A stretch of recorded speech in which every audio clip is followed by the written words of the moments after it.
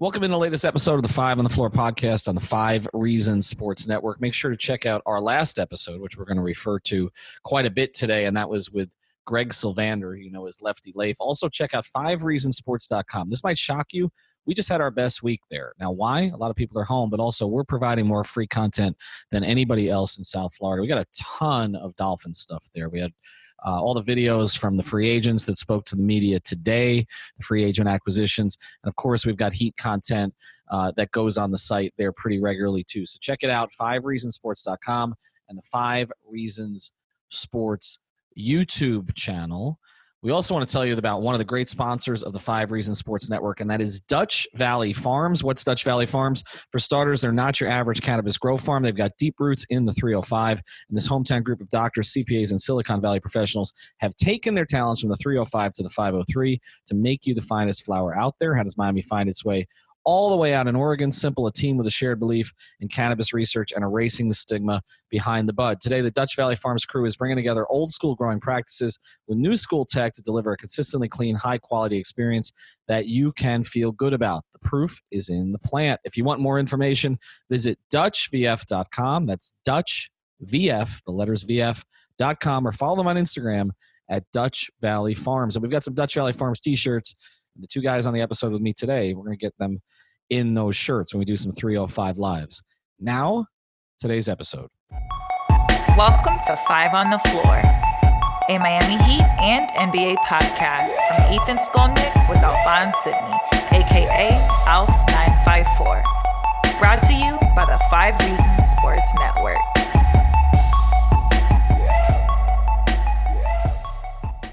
All right, Ethan Skolnick back. We've got the full regular crew back today. It's not like any of us have anywhere to be. Alphonse Sidney at Alf954, Alex Toledo at Tropical Blanket. Of course, I'm Ethan Skolnick, and we are in day 15 of the coronavirus NBA shutdown. And actually, I had a whole plan for this episode, but I want to start here. I was thinking of the things, guys, that I didn't think I would miss. So I've been mentioning some of these on Twitter. I miss Paul Pierce talking about the NBA. I miss James Harden dribbling. I miss the traffic to American Airlines Arena. I miss Ed Malloy and Tony Brothers officiating. Is there anything else that you guys thought you would not miss that you have since missed, Alex? Honestly, the whole, like being at the arena stuff, all of the stuff that's not as fun, like you said, the traffic, just kind of the whole grind of it. I missed a little bit. I drove by the arena, and it's like, wow. I remember when I was a reporter for the Heat. Feels like 2 weeks ago. 2 weeks ago. So long ago. 2 weeks ago. Alf, what do you miss? What's the thing you didn't think you would miss? I miss third quarters. I miss the anxiety of watching the Heat blow a big lead. I miss a lot.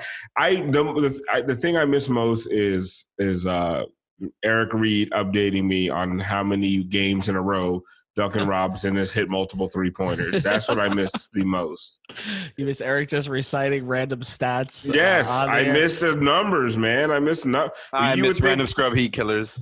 Yeah. You would think with my eye test I wouldn't miss numbers. I miss numbers right now, man. I miss getting in the car. I mentioned this on a previous pod, I think, with I don't forget what I was on with, but I miss getting in the car when I have to go somewhere, back when we used to actually get in cars and drive places, and turning on the radio with that terrible 790 feed that you can't even get near Las Olas Boulevard, and hearing the crackling of Mike Inglis's voice as he's screaming that the Heat are screwing up and all the rest of this, and that it's Heat 52, Bulls 37.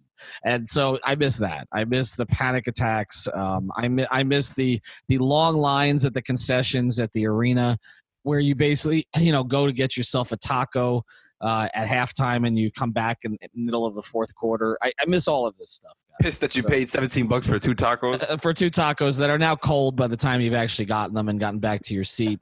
I miss all of that.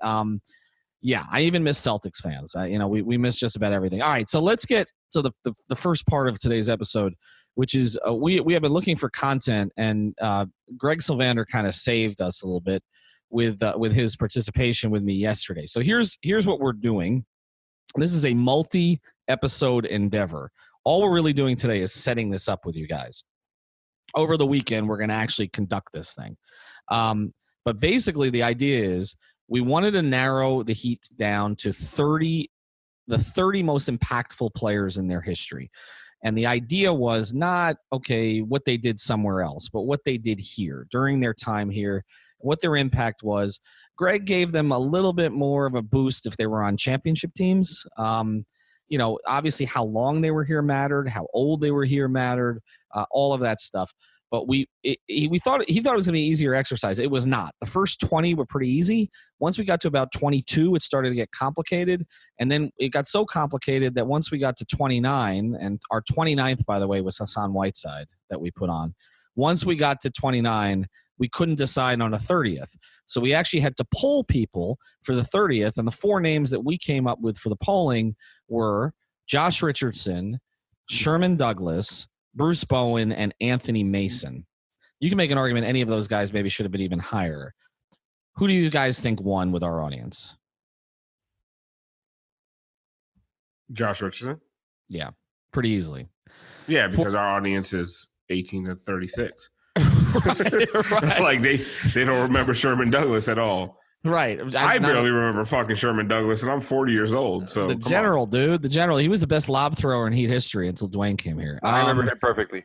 Yeah, I'm sure you don't. So Sherm, to me it was close. I honestly would have gone with Bruce Bowen.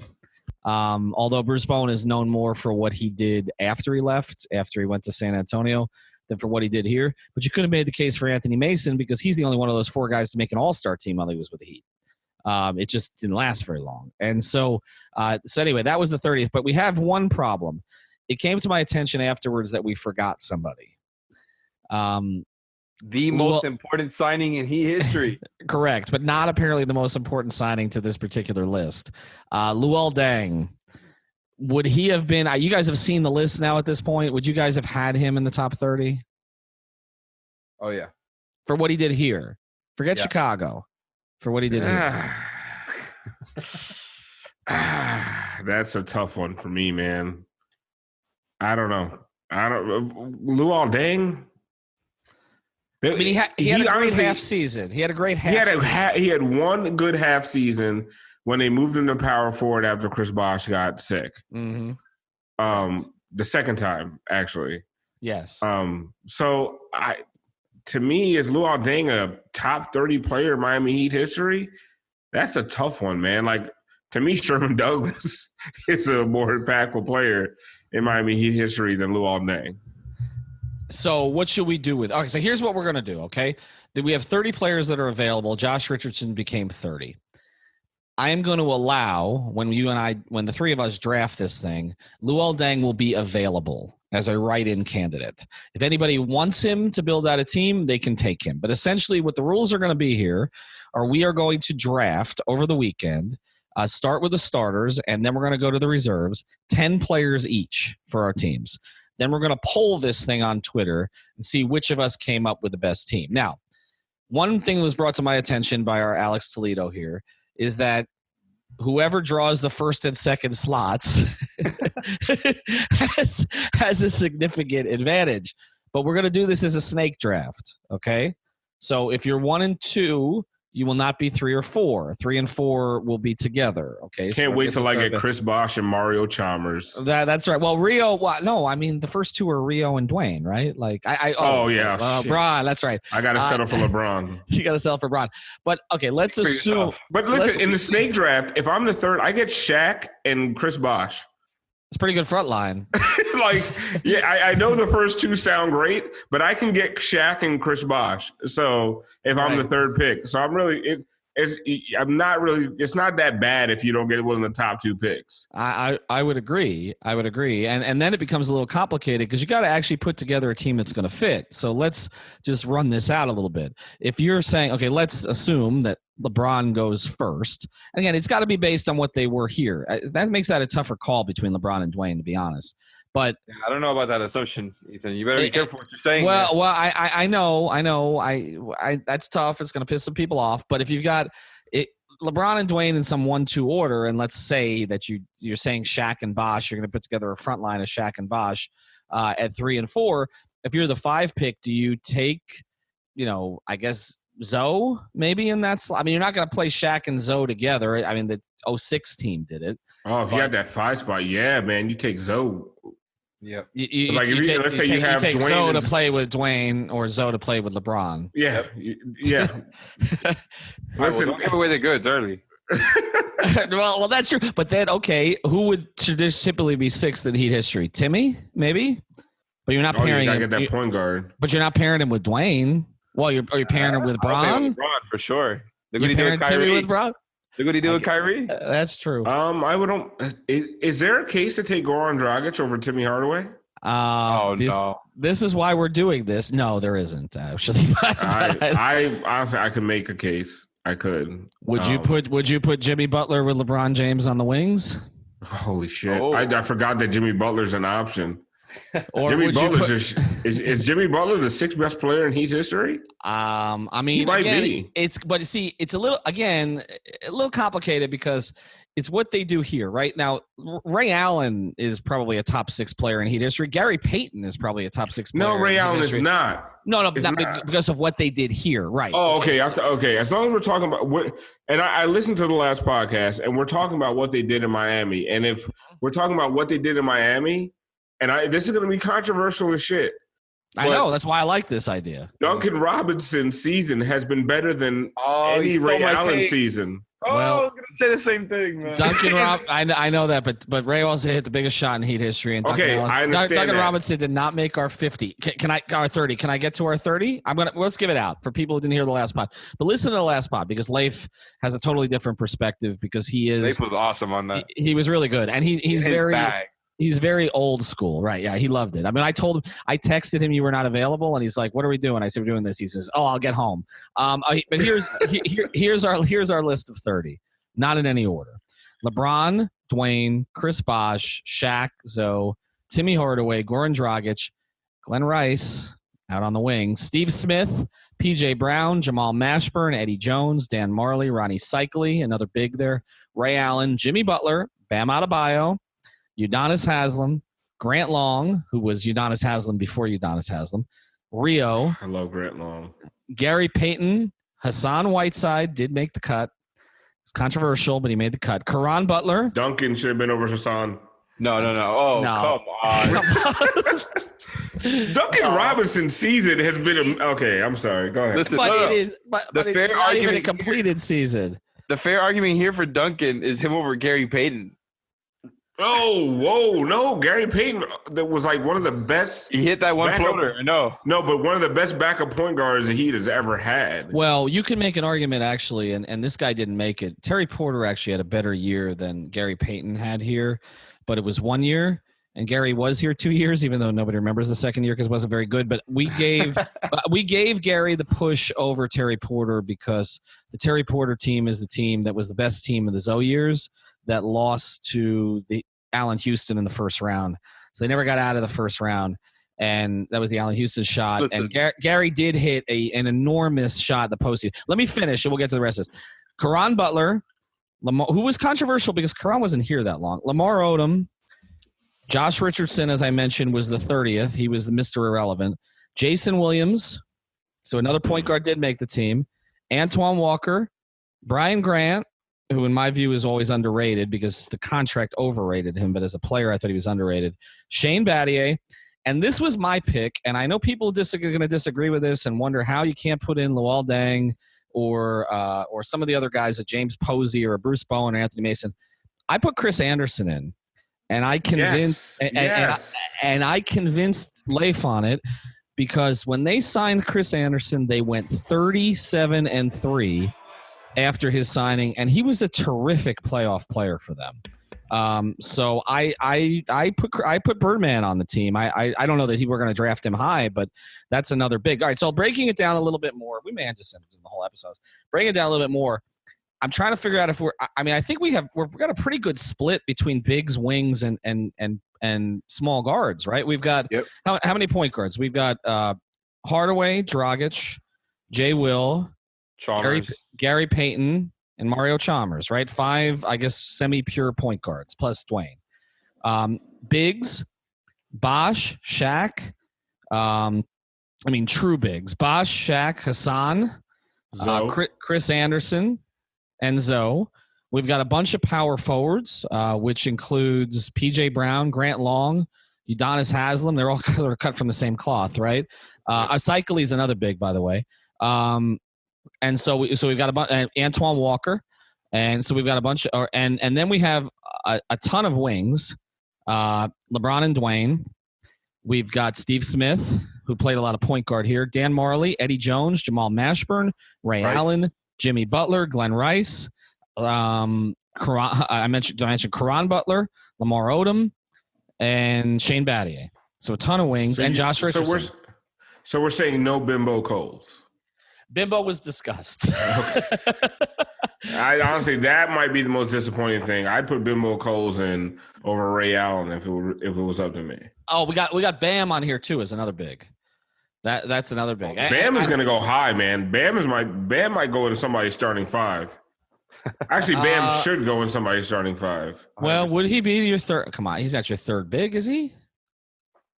Shaq. So, I mean, I think it depends. There's a lot of bigs you can talk about as power forwards. Like if I draft Ronnie Cycli, I could put Bam next to Ronnie Cycli. You could. You know what I mean? But I would also draft Bam. Would you not draft Bam before Ronnie Cycli? Yes. Yes, I would. But okay, so sample size is smaller, but yeah. How many fours and fives? We're talking about 15 players in 3 top fives. Right. How many fours and fives go before Bam Adebayo? Not on our list. I mean, the only thing would be if Bosh and Shaq were separated, but it doesn't look like they're going to be separated, right? So if you're not separating Bosh and Shaq, I mean, can you make an argument? Again, something we're going to debate when we draw the lots on this and who goes first, second, and third. I think we should do it by oldest goes first. But anyway, that's. But can you make a case for Zoe over Shaq? No, you cannot. Are you sure? It actually depends on who's your starting power forward. If your power forward is Bosh, I'd rather have Zoe. Okay, so all right, so one more. If your starting forward is Grant Long, I'd rather have Shaq. Shaq, right? You understand? So it depends on who you're starting for. Right, or UD. My question here that I think is going to be important in the way that we draft is. So what's going to be valued more, their peak when they were here or the totality of their time here kind of averaged out? I think peak. I think it's peak. I think the best of them, because otherwise what happens is, again, we're not taking into account their peaks elsewhere, right? Like we're not taking into account Gary Payton's peak in Seattle or Ray Allen's peak in Seattle or Milwaukee or Boston. I think we take into the best of them here. I think even if you're making a case for the best of them here, I think it's close enough between Shaq and Zoe that Zoe's longevity here maybe pushes him ahead. I mean, Zoe was second in MVP voting one year here. I mean, that's the highest level that Shaq got to. You know, that when you talk about the peak of how they played in Miami, that does lend a little differently to how you think about it, because a lot of times when we think about Zoe, we think about him as a backup center to Shaq, but being super impactful, but just being a super defensive force.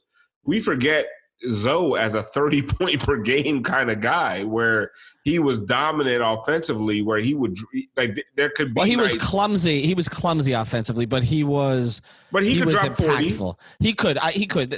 What was weird about those teams was they kind of went as Timmy went offensively. Like Zoe was there and he was productive. But when Timmy was on, that was a different looking team. And to me, when Mashburn was on, it wasn't as much about Zoe offensively, but defensively, he was the best there was. I mean, defensive player of the year, and he won that too. But he was dominant. He was dominant at really, not 7 feet either. And so I think people, look, my generation, I'm a little older than you, and you're a lot older than Alex. But Zoe was having a year. His last year before he got sick was tremendous, and they built the whole franchise around him. You could make a case for Shaq. Shaq's first year was really, really good. It was better than his second year. The second year was kind of injury plagued. You had him, he was a big reason Stan was pushed out, and the third year was a effing disaster. Mm-hmm. So I don't know. Also, his first year here was an MVP year. His first year, he got robbed. He got robbed, right? Okay, but he finished second by Nash, right? Well, right. Zoe's best team got to 61 wins. What was the best Heat team there? Wasn't it 54 that first year? It didn't get to 61. Yeah, that was in the 50s. It was in the 50s. Yeah. You can make honestly, you can make a case. You can make Zoe's peak in a Miami Heat uniform, I would say, is better than Shaq's peak in a Miami Heat uniform. And I'm not saying it's not close, but if you really, really, really think about it, those late 90s, mid 90s teams, Zoe was an absolute force. Shaq came here on the downside of his career, and his first year here, he was dominant. Mm-hmm. I think we kind of forget how good he was that first year because injuries and everything. That second year and the third year, but Shaq was really good. But man, Zoe was a defensive player of the year here. Yeah. So. That's what I'm saying. It all depends on who your power forward is. Right. Well, but you don't know who your power forward is going to be, right? I mean, I think if we're drafting this thing out, and let's say Bron and Dwyane in some order, 1 and 2, and then you're drafting this thing out, and you say, okay, you're the third pick. I mean, you're picking your power forward there if you want to, right? I mean, and so. You could put Bosh and Zoe together there if you want. Let somebody else take Shaq 5th to play with Dwyane. That's the hardest thing. It's like if you have Bosh, honestly, the best way to go is Zoe. Right. I mean, could you imagine that high-low, that the inside game, them passing to each other? Oh my God! Could you imagine peak Zoe next to peak Bosh? Well, and Bosh blowing up pick and rolls, and then if anybody did get through here, Zoe racing. Oh my God! I like the idea of Bosh and Shaq. I like it too. You don't like it, but why not? Shaq needs players I don't like step it up off of him. I don't like it because I saw Bosh and Whiteside. Yeah, but this is a different beast, though, man. Like, I mean, no, but you got to remember defensively. Honestly, defensively, passing skills, though. You're talking about arguably the greatest passer out of the post in NBA history versus the worst in NBA history. Like, I mean, okay, but we're talking Shaq about so let's talk about defensively. Talking about blowing up pick and rolls and all that kind of stuff. Shaq here was not as good of a defender as Hassan Whiteside it was. Here. Right. Well, that's true. All right. So let's go. Well, all right. Let's go to this one, and then we're going to go to break because I think we wanted to save a lot of this for the weekend. I think it's going to be fun. But the LeBron Dwyane argument. Can you make any case? I mean, it's hard to make a case that Dwyane's peak here was higher than LeBron's peak, right? What was the 08-09 Dwyane season, which was his peak, the 08-09 season, okay? Either the 06 finals or the 08-09. Well, maybe you could make the case. Higher than the 12-13 LeBron season. Because to me, the three greatest seasons in South Florida sports history by a team sport athlete were Marino's 84, okay? Dwyane's 08-09, LeBron's 12-13. I don't think there's anything close to those three. Okay, those were like the Deion Waiters 13-11. Yeah, that one too. That one too. Dwyane just didn't get credit for it. The other two did, right? I mean, Marino's 84 to me still stands out, but those two were two of the greatest seasons in NBA history. What Dwyane and LeBron put on, which was better, 12-13 or 08-09 Dwyane? If we're saying peak, man, 08-09 Dwyane was so damn good with a bad team. Yeah. Like that's what, and the thing is, so there's two ways you can look at it. Is it looter in a riot? Mm-hmm. Or, there was nobody else. 47 wins with that team? That's what I'm saying. Like he was so good with no help. So everything, the thing is, you could not devote all of your defense to stopping LeBron James when he was with Dwyane Wade and Chris Bosh. That year, 08-09, you could devote 1,000% of your defense to saying we're going to stop Dwyane Wade, and you couldn't. Like you absolutely could not. So to me, like it's really hard to argue against that. And I know I'm being Heat homer on this. It's true because the 12-13 is probably LeBron is one of the greatest seasons of all time. But I also feel like 08-09 is, and he doesn't get credit for it because what he did that year was absolutely insane. Yeah. the efficiency, the field goal percentage. Like he was unstoppable. Like he was even shooting threes at a decent clip that year. Elite defense. Elite but you got to say LeBron's defense in 12-13 is better than any defense Dwyane Wade has ever played in his career. Yeah. I mean, the stats. Take a look at the stats of the 27-game winning streak. Take a look at the stats. What gets overlooked in that too is how great Dwyane was during that period. I think Dwyane missed just 2 games. Mike Miller started for him, and Dwyane was fantastic, which was a big thing that propelled that thing. But LeBron was insane during that stretch. LeBron was guarding 1 through 5. Yeah. I mean, yeah. No. So anyway, great debate. We had other stuff we were going to get to today, so we're going to do that real quick here after the break because I know Alf's got to get to his other podcast. I want to tell you about Doral Toyota, which is celebrating its 50th anniversary with below market prices on new and used vehicles. I know people are concerned about going to dealerships right now. I understand that, not essential, everything you hear. But you can go to DoralToyota.com. So go to DoralToyota.com. They've got over 1,500 new and used cars to choose from. Of course, when you start going to the dealership again, it's easy to get to right off 826 and 836, a few blocks from International Mall. But for now, again, you can go out to 9775 Northwest 12th Street in Doral. Go to DoralToyota.com. Start to pick out the car that you want. And then Five Reasons Sports listeners will work with a dedicated manager to get that car. So, again, DoralToyota.com. All right. We don't really have time for a whole lot today, but we're going to do this episode over the weekend. 2 things we were going to get to today were Duncan Robinson was on the JJ Redick podcast. Alex, let's table it because I want to get to it in more depth another time. The other thing was the Udonis Haslem article on Players Tribune. So those are 2 things we're going to get into here in the future. The one thing I want to talk about before we go, because it's a little bit more topical, how badly do the Sixers suck, man?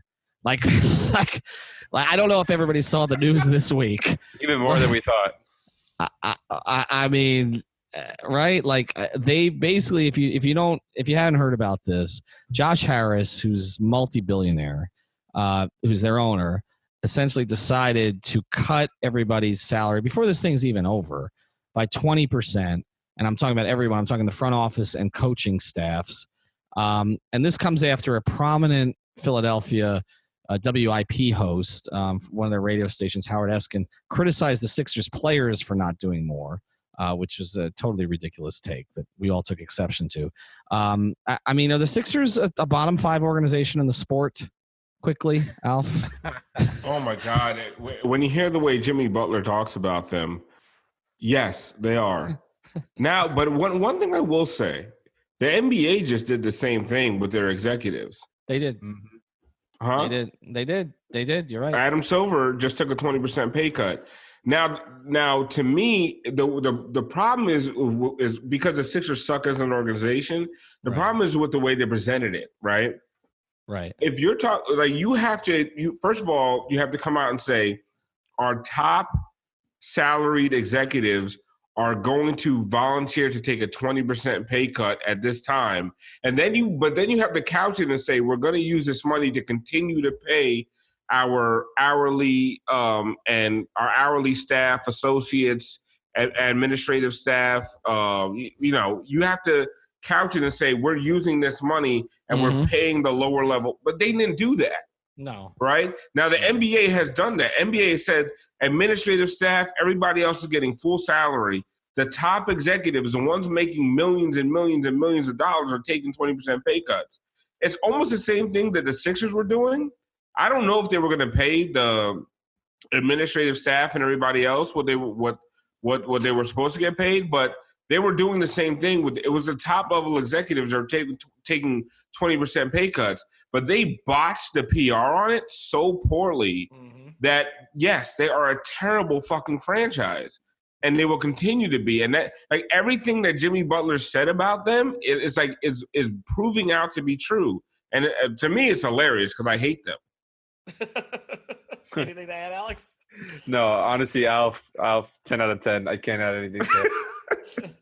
No Dwyane Wade. I would definitely rather not be the Sixers. I would definitely tell Sedano that. We Word should to Sedano. You know what? I think we should have George on this week. I think we should have George on for a little levity. God, George would be so good in the top 30 That top 30 draft. Well, we need to get him to listen to that episode and critique our drafts. That's what we're going to do. I mean, we're going to string this out for weeks. Alfredo Arteaga from 3 Yards Per Carry has actually put together clips of all 30 players. This is a big production. Like we're not effing around here. Like we're going to do this correctly. We're going to draft this, and everybody's going to be angry at us. But that's the fun of it. Anyway, thanks for joining us. Please check out 5reasonsports.com. And also, we added 7 sponsors in the last 2 days. We're going to start introducing you to some of those sponsors next week. I really appreciate, I know we all really appreciate the way the communities rally around us, because we're trying to rally around the community. We are only taking South Florida businesses as advertisers, okay? So and check out Light Skinned Opinions. Check out Light Skinned Opinions. They're doing a new episode, which will not top my downloads because when I was on there last week, but they're still doing a new episode. But definitely, if you want to sponsor us, just DM me. You will be stunned by how little we're charging for these. We want to promote your business on social media. I get 10 million tweet impressions on the 5 Reasons Sports account every month, okay? So we can promote your business here, there, website, 305 Live, everywhere. But we're in this for the long haul, and we appreciate your interest. Have a great night. Thank you for listening to the 5 on the Floor on the 5 Reasons Sports Network.